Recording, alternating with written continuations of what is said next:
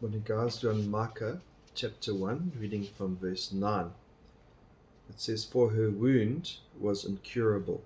That's referring to the northern kingdom, the 10 tribes. If we follow from verse 6, we're looking at the north, and it's going to be destroyed. They were the first to turn away from God.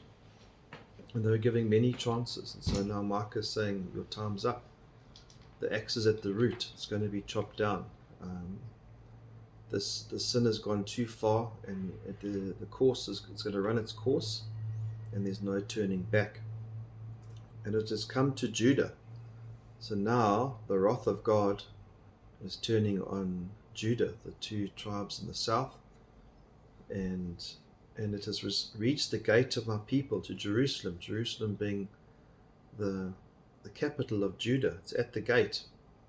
And so the destruction not only coming to the north, but to the south. And it says, "Tell it not in Gath." Gath was the city of the Philistines, the city of Goliath. And it says in Samuel 1 verse 20, "Tell it not in Gath, tell it not in Gath, publish it not in the streets of Ashkelon, lest the daughters of the Philistines rejoice, lest the daughters of the uncircumcised exult." It's disgrace when you see God's people turn away from God, and then God turning on his own people. It's a mockery. And so how can it be that this destruction will come on his own people, yet they turned away? And so justice must be done. Just because you born into a Christian home or you go to church doesn't mean you're going to be exempt from the punishment of God. "Tell it not in Gath, weep not at all in Beth-le-Ephra. Roll yourselves in dust. Pass on your way, inhabitants of Shapha, in nakedness and shame, inhabitants of Zanan. Do not come out. The lamentation of Beth-ezel shall take away from its standing place." And so this wound is incurable, and it can't be stopped. The wrath of God cannot be stopped. There's a couple of different cities mentioned here. And one is Beth-le-Ephra, which means house of dust. And so and these names are basically, it's a play on words where Micah's, and it's amazing how different names represent different things in the scriptures. But here, they, rolling in dust is a sign of being made low. And it said in Jeremiah 6 verse 26, Jeremiah says, "O daughter of my people, put on sackcloth and roll in ashes. Make mourning as for only a son. Most bitter lamentation, for suddenly the destroyer will come upon us." And so it's a terrible thing.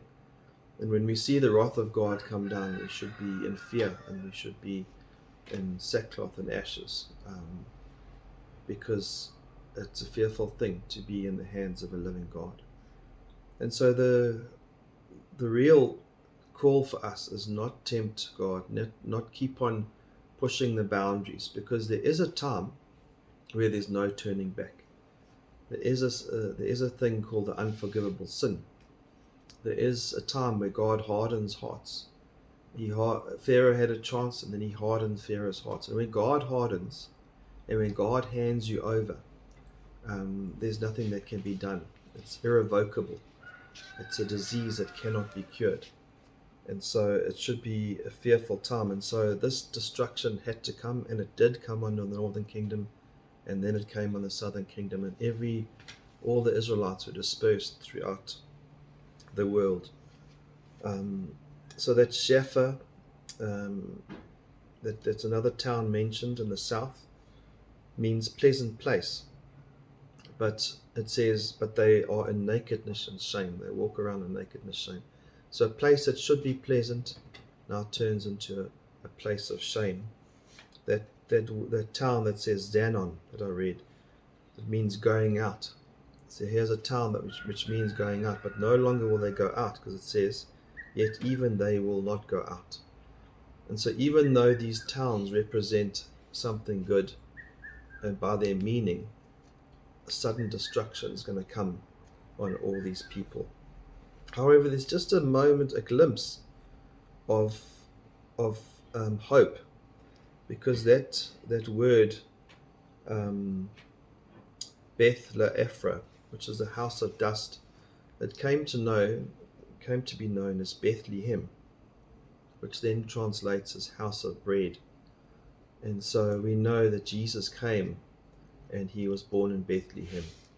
And so there is hope even that God can somehow restore that destruction. There's always a hope that we can turn.